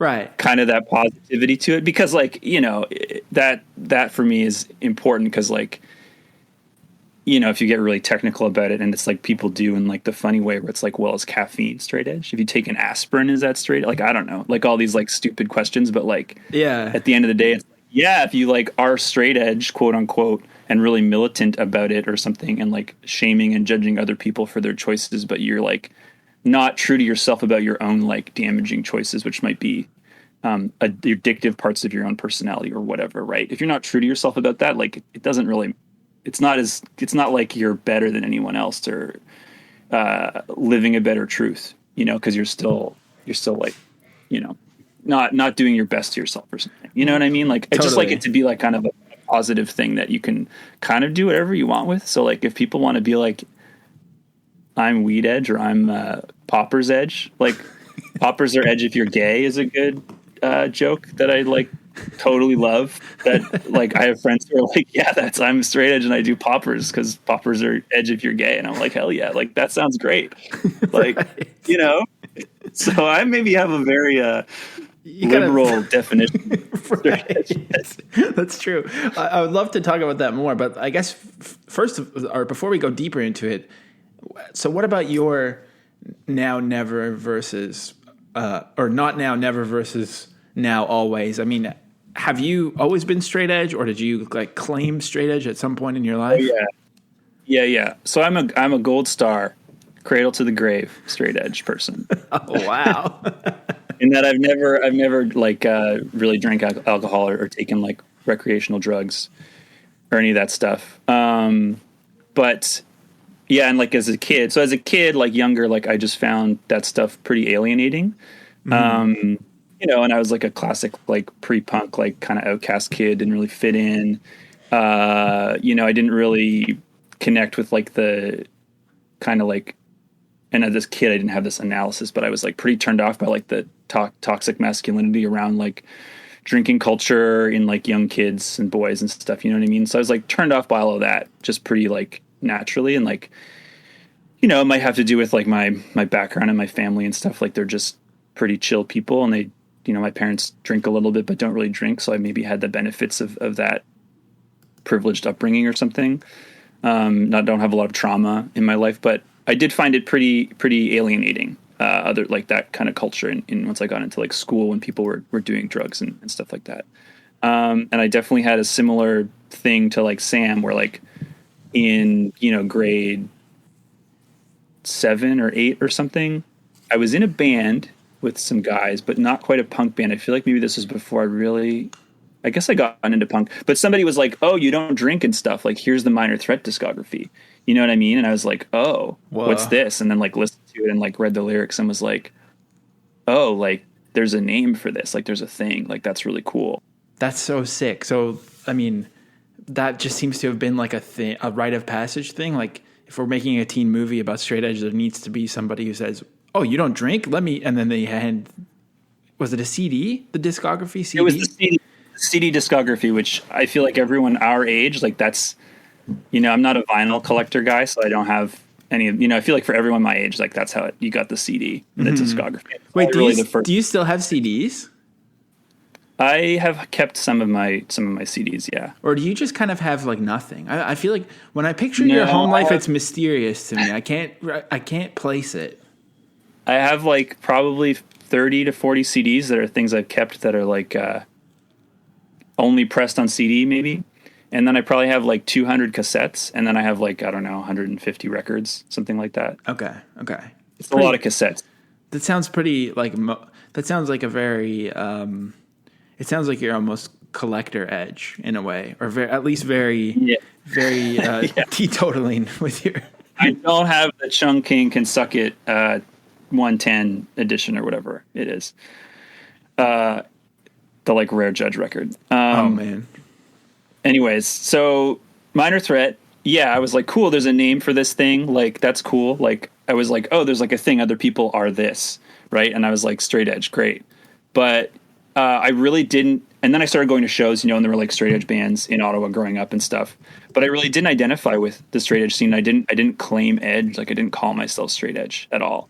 What was that one Ottawa straight edge band that the guy moved to? The guy started Needles and Pins later. Yeah, Adam so it's Miles Between Us. Miles Between Us, yes. Solly was in the Transit, who were sick, and then moved to Vancouver and started Needles and Pins. And the singer of that band is in Mil-Spec now in Toronto. Right, and also it was Ancient Heads for a little bit too, right? Yes. Very and then cool. The bassist at the end of the band, the guy who joined the band later, became a like record collector of like white power records and got like run out of town for being into like racist shit. Anyways, so Miles Between Us, like for example, when they had their last show, I think maybe their reunion show, but probably was their last show. So everyone wore their like Miles Between Us shirt, and everybody X'd up, and I did an X. I never had like really X'd up, and I did an X on one hand and then a big circle on the other hand, like X's and O's, like tic-tac-toe. I thought it was fun. Because I was like, I'm sober, I don't do drugs, like, but I'm just not really down. Because it was like bro-y, it was like very toxic masculinity vibes. It was just like, I really didn't identify with it. And it's not to like shit on people in Ottawa and the straight edge scene, like, all those people are fine and nice. And it was just like me also being a little bit of a contrarian, I think. Mm-hmm.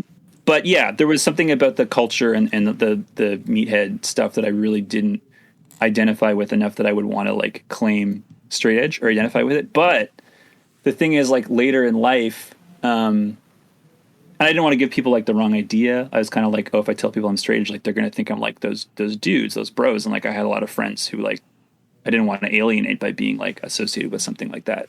Right. But yeah, later in life when I like traveled more, and like met a lot more people and just became older. Like I met a lot of people who were like straight edge, but cool.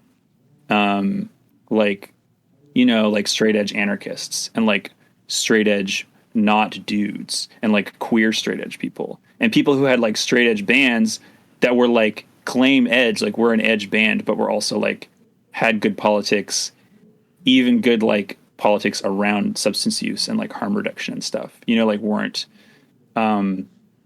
shamey and judgy or something of other people's choices. Yeah. Kind of thing. So there's just like, I was just like, oh, like straight edge can actually be, like redeemed in a way or something, not fully redeemed, but it's like one of those things where it's like, there's lots of people who use the word. And once you realize there's a bunch of people who use it in a way that does resonate with you or resonated with me a bit more, then I was more comfortable like claiming edge. Cause I was like, oh, I see the parts of this culture that are like useful and can benefit people and like have benefited people that are close to me.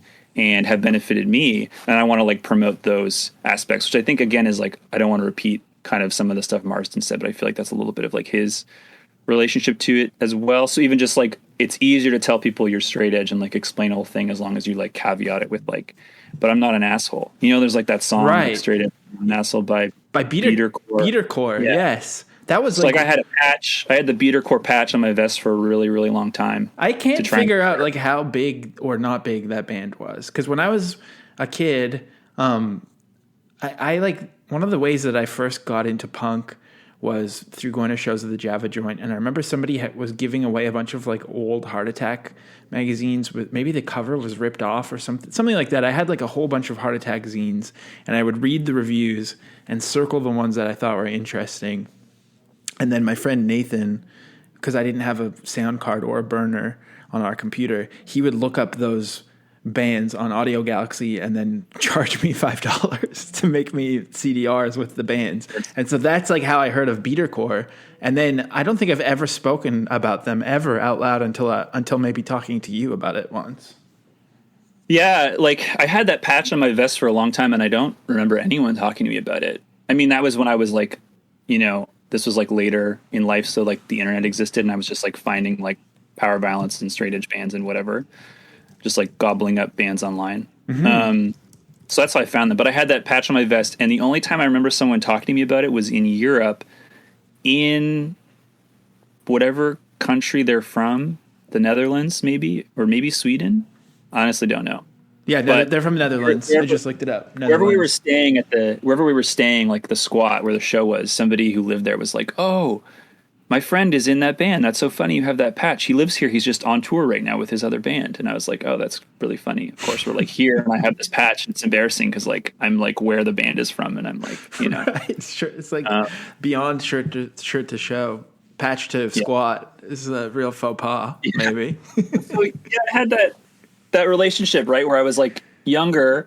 I was really just like not into claiming edge and like calling myself that and like being kind of all in that subculture in a way. Like I didn't have any merch really. Like I had a Miles Between a shirt that said straight edge on it. I remember once I ended up with a shirt that said like kill your local drug dealer. And I was like, I will not wear that. That's like fucked. Like I was just like, I was like, that's like fucked up. Like that's so shitty. Like that's not a appropriate way to like engage. Like, and I was like 16, but I still was like trying to develop like a nuanced analysis of politics and anarchism. Like, right. Yeah. You know, stuff. So I was just like, even then I was like, just really turned off. But yeah, so the reason that I bought into it, which I think is important for the pod and stuff, is like, because straight edge is funny and it's also serious. It's both at the same time.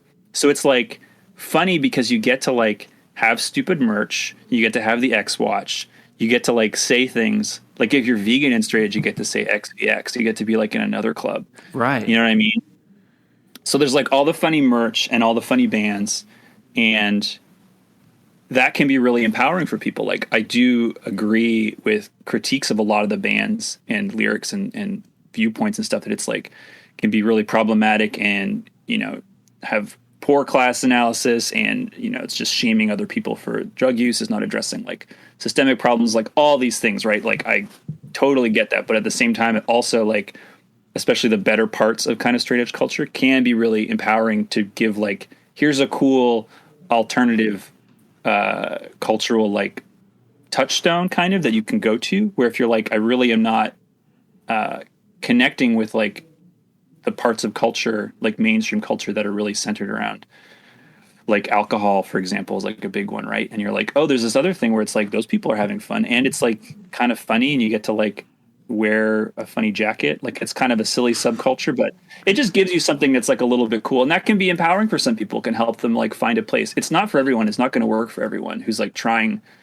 to find sobriety. And that's not something that everybody has to try to find. Right. But for people who do want to, or do need to like feel themselves that they need to, having that thing to go towards, and to like frame their identity, if it is what they want, right. And what they need is like the more abstinence type thing, like in terms of like a total stop of drug and alcohol use or something, right? It's not for everybody. It's not what everybody needs for themselves, but for the people that it is, straight edge can be like this like thing where it's like, oh, you get to like listen to bands that talk about that, and that can be like empowering. It just gives you something to like comfort you or accompany you if you're like alone in that search, kind of like if you find one of those bands and you're like, oh, like now I can pursue this for sure. But it's also really silly and really funny, and that's really important. Well, because it's like, yeah, like along those lines, I think something else that happens, to take it back to Beatercore for 1 second, because just having Googled them, I forgot that they use this term youth crust, and they kind of like love to mix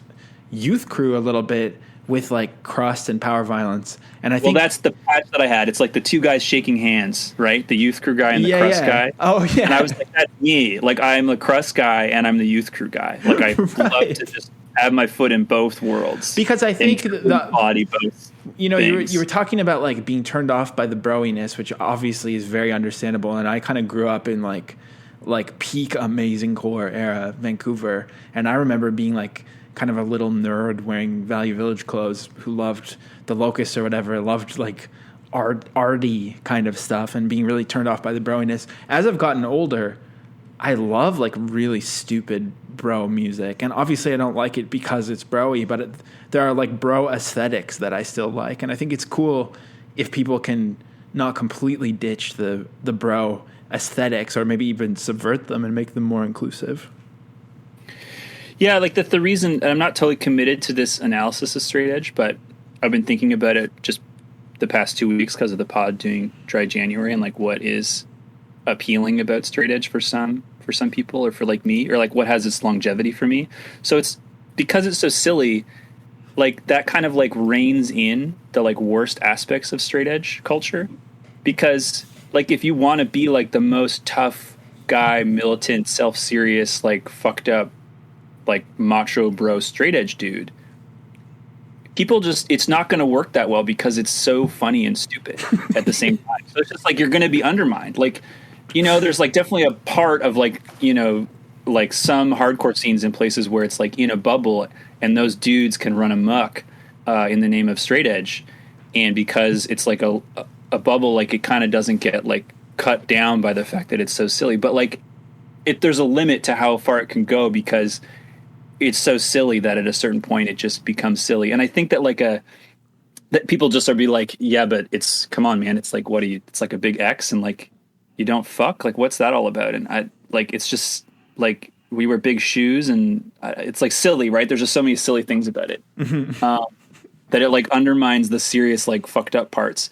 And I feel like the counter example would be like, and I'm not totally committed to this analysis, so like, don't yell at me about it. Just think about it. But like maybe like skinhead culture, because skinhead culture is just cool. There's nothing silly about it. And that's why you end up with like the worst people fully appropriating skinhead culture to be like, you know, white power Nazi skinheads. Right. And like, yeah, that does happen in straight edge a little bit. Like there are like white power Nazi straight edge dudes in Russia and stuff. Like that's a scene. But something about how straight edge is just like kind of silly culturally in like fundamental ways and has always had that like kind of silly undertone or theme, like running parallel to the self-serious stuff. It just like it just prevents it from becoming that like dominant part of the culture. And that doesn't happen in something like maybe skinhead culture where it's just cool. Like no matter what, you're just a fucking cool looking person if you're like dressed like a skinhead. True. Yeah, that's like again kind of the power. That's why silliness is so powerful and an important force. But you also have like there is something like earnest and sincere about a lot of straight edge that like maybe is good. Mm-hmm. I mean, I know people for whom it's really good, and so that's why I'm like great. And again, it's not like it's for everybody. Yeah. I really think people should take the idea of straight edge and like define it for themselves if they want to, and like because it's great. Right. So along those lines, though, like to me, I don't know enough about Judge. I know I owned the discography like way late on in life. I bought it on vinyl. CD. I had the vinyl discography because when I used to just like hit the used bins, I was like, oh, sick. This would look so funny. Like you weren't straight edge. I wasn't straight edge, but I just bought it. Yeah, I was like somewhat ironically straight edge, and I used to, for a very brief time, my roommate was a famous straight edge guy named Today's Man from In Stride. So I kind of was like around, and I love his band so much. Like Keep It Clear, I think is so sick. Even when I wasn't straight edge, I just thought it was so cool and good. So I was always like softened to the aesthetic. So I had the Judge LP, but I guess what I'm saying is, like, to me, a band being called Judge with the cross hammers logo, it does not really fit into your definition of, making it more inclusive. Well, that's my relationship to straight edge in broad strokes. But for Judge specifically, Judge is just my guilty pleasure of that period of bands, of like the New York hardcore late 80s, early 90s bands. And I'm not a good scene historian, but it's like Gorilla Biscuits, Youth of Today, Judge, Bold, maybe, like all those bands that were like in that general scene at the time, right? And a lot of them were straight edge or had straight edge members and stuff.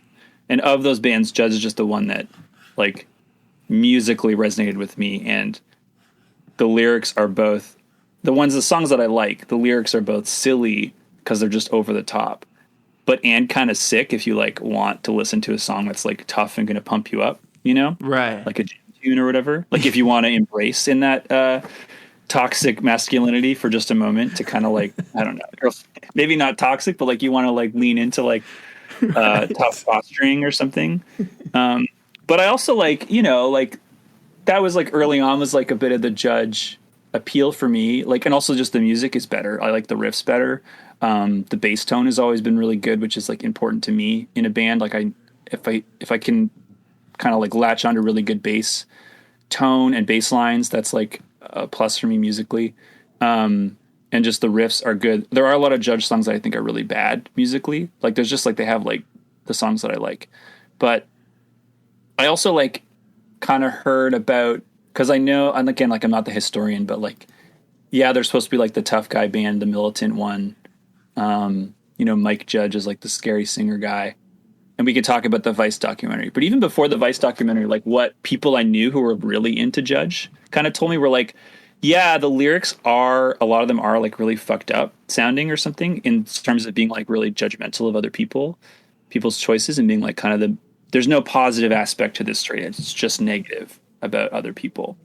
And this doesn't excuse that. But what was explained to me was Mike Judge, the singer's approach to lyrics was actually they're all very personal. They're about personal experiences. Right. And so that doesn't fully excuse like how they're presented, but it just gives a context where it's like, you know, you're singing about something that like personally happened to you in your family, or like with a close friend, and you're like really angry about it.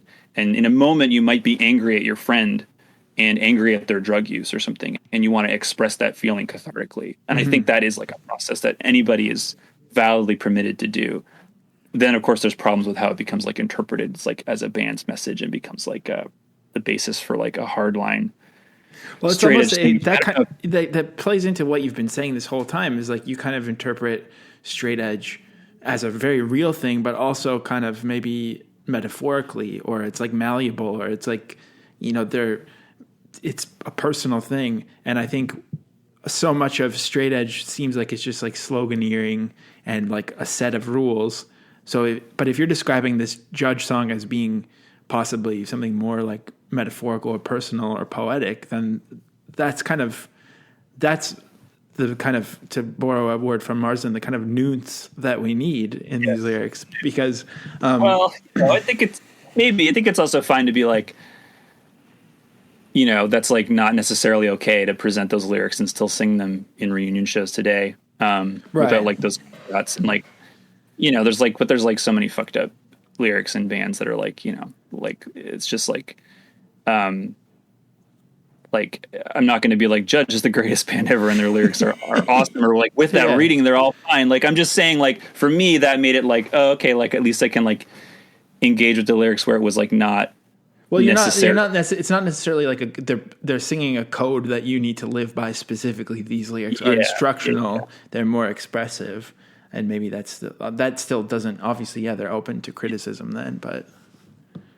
The funny backstory with Judge, I guess, and this is like in the really funny and like funnily produced Vice documentary, is like, so that's like kind of where Judge's lyrics came from, where like his personal kind of struggles and stuff.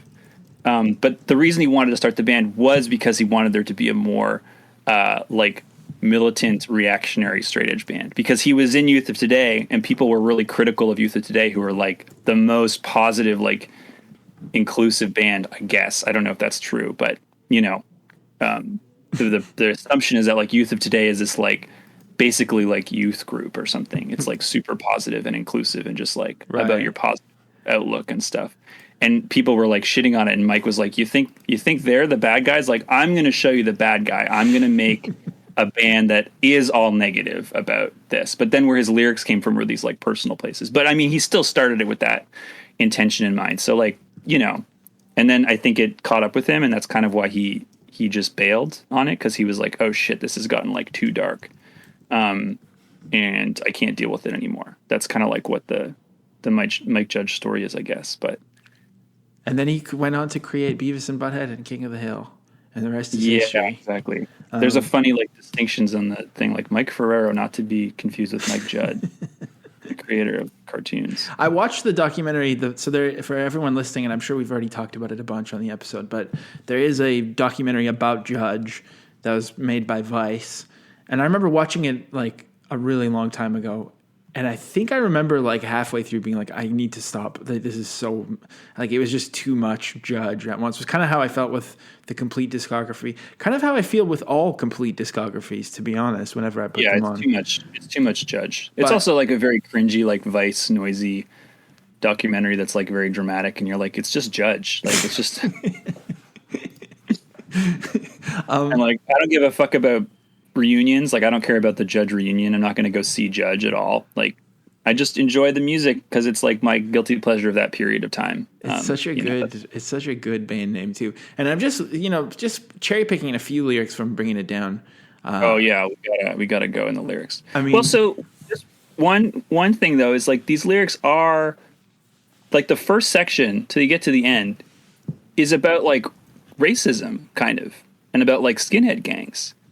And I have seen live videos of them playing it where he's like this song's about like, fuck racism and racists. And I'm like, that's the reading I had of the first part of the song is like, your packs, you push and push. It's like about like white power gang, like skinhead gangs or whatever. You want to discriminate, Right. And so perhaps it's been misinterpreted as just someone who's drinking a beer or something. Or like packs of people drinking beer. But anyways, then the second half has like cringe lines, totally like unhinged lines. What did you pick? Give me what you got. Well, to be honest, I can't think of the intonation, and the lyrics are, especially on Genius, they're written in all caps, which is adding a hilarious layer. They're all shouted, so you have to. It's true. Well, I just love it's not very often that a band speaks of themselves in the first person as a band. So I do like consider Judge your enemy. Yes, as a lyric, I think is the best really line cool. of the song is the last line, which is not on the like Bringing It Down album version, but it's on the earlier recording, and he does it live. I think like the hammers, me and you, stay off the tracks because Judge is coming through, and that's just so like funny and like sick at the same time. Like it's really cool. I mean, Mike Judge has talked about this, but like part of his regret is like he became a cartoon character because of his like lyrics, and he didn't want to be a character, and there were just all these like legends and rumors about him because of his like, anyways, because of lines like that. It does seem like the lyrics of a fictional band talking about themselves, kind of in a movie or something. And then I also love a beer, a joint, like a gun at your head. It's just kind of like it makes me imagine that the person is holding the can and the joint kind of shaped in a gun formation. Yeah, I mean, this is like basically the Straight Edge Revenge song by Project X, which is completely unhinged. But like saying it's melted your mind, like that is also like, and the delivery of that line is really, really funny to me. So like, I mean, yeah, these lyrics are like taken as a general like statement to like an audience of people where it's like, you're fucked up because of all these things you do. Like that's not okay. And I'm not going to defend that. So, but there might be like the context around like why he wrote it and stuff. And I think that's maybe fine. But yeah, I mean, I want to acknowledge like these are definitely not well-aged or lyrics that I would back. But there's also lyrics that are really funny, and it's a good breakdown.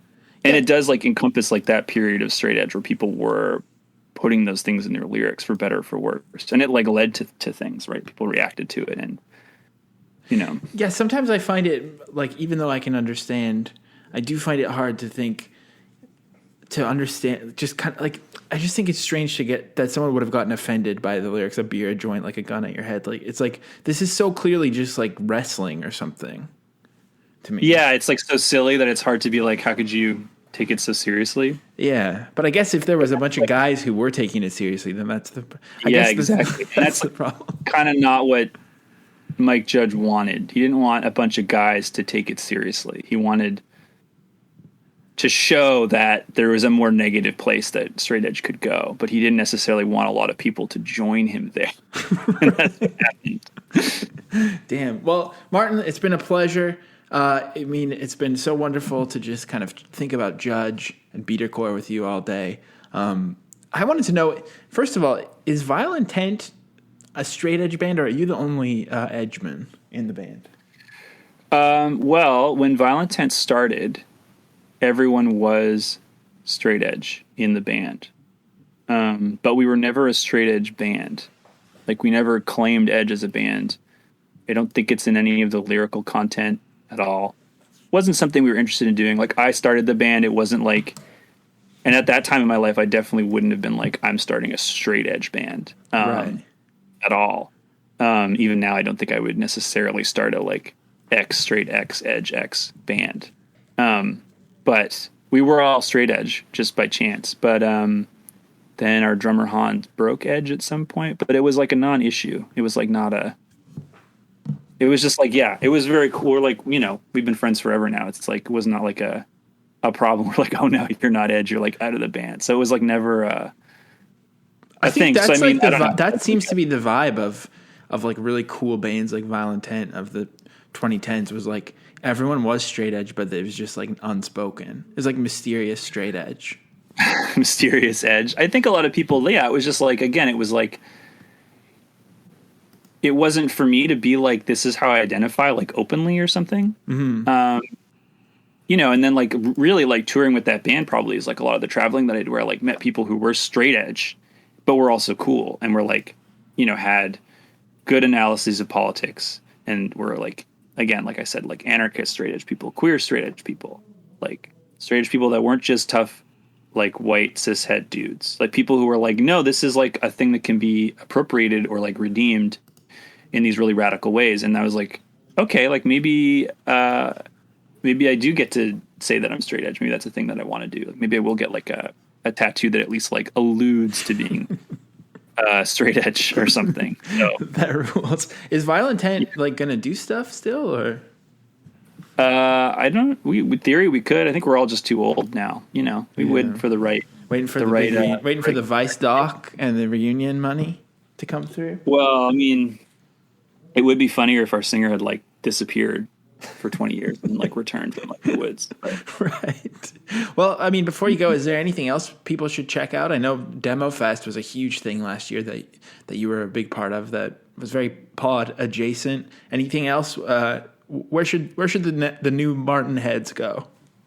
Oh my God. If you don't hate everything that I said about straight edge, I mean, similar to what Marsden said, like I'm super down to talk to people about this. If you have like critiques or want to tell me that I'm fucked or want to ask questions about it, like I'm super down. Like that's for me, that's been like a useful part of like using the word straight edge. Is it might land me in like unsavory associations some of the time, but a lot of the time it'll just like allow people to ask me questions and like confront things, both for me and for them, about like people's relationships to drugs and alcohol and like recreational substance use and stuff. So I'm like super down for that. Where you can find me, well, I have to do the thing and plug that I'm on Mastodon, which is the like open source, decentralized social media that maybe you've heard about. If you have, you should check it out.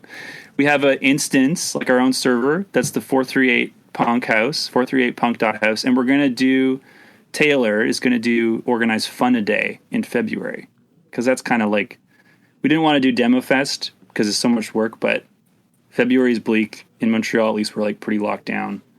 So we were going to organize like a fun a day, which is where you like do a thing every day in like February for like the worst month of the winter, just to motivate you. So it can be like whatever, work on a music project, take a photo, cook a meal, something that you like do and you document and you like share with your friends. So we're doing that on our like on Mastodon, nerdy open source social media thing where there are lots of cool people on there. I don't know. I got to plug it. That's you can find me. That's sick. I mean, you should set up some kind of filter so you can keep some of the real Discord psychos out of there, or just find the right balance. Thank you again, Martin, and see you in the pit theoretically someday. Yeah.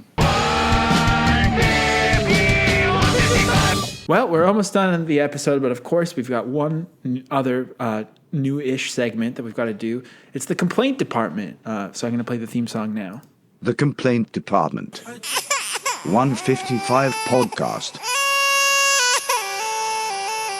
The complaint department. 155 podcast. The complaint department. 155 podcast.